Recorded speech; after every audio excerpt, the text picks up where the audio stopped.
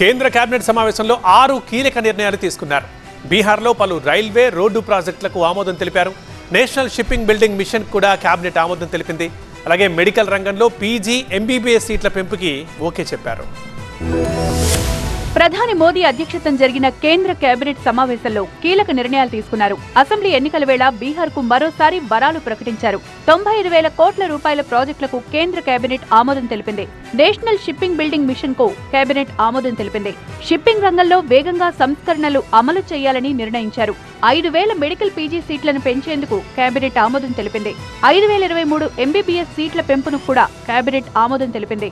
Railway ఉద్యోగులకు కేంద్ర cabinet good news చెప్పింది. రైల్వే ఉద్యోగులకు 78 రోజుల దీపావళి బోనస్ ప్రకటించారు. బీహార్ ఎన్నికల వేళ కీలక ప్రాజెక్టులు మంజూరు చేశారు. రైల్వే, రోడ్డు నిర్మాణ ప్రాజెక్టులకు కేబినెట్ ఆమోదం తెలిపింది.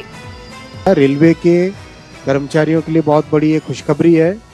प्रोडक्टिविटी लिंक्ड बोनस अप्रूव किया गया आज कैबिनेट में। माननीय प्रधानमंत्री जी ने 78 डेज का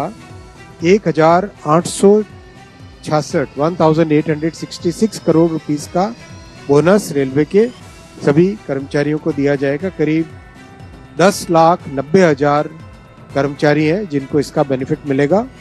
10,90,000 कर्मचारियों को इसका बेनिफिट मिलेगा रेलवे।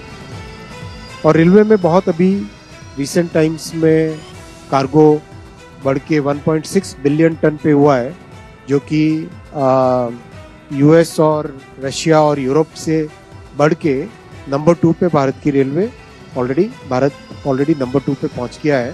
బీహార్లో 2,192 కోట్ల రూపాయలతో భక్తియార్పూర్, రాజ్గిర్, తిలయ్య రైల్వే డబ్లింగ్ పనులకు కేబినెట్ ఆమోదం తెలిపింది. సాహిబ్గంజ్, అరిరాజ్, బెతియా మధ్య 3,822 కోట్ల రూపాయలతో 78.9 కిలోమీటర్ల 4 వరుసల జాతీయ రహదారి నిర్మాణానికి గ్రీన్ సిగ్నల్ ఇచ్చింది.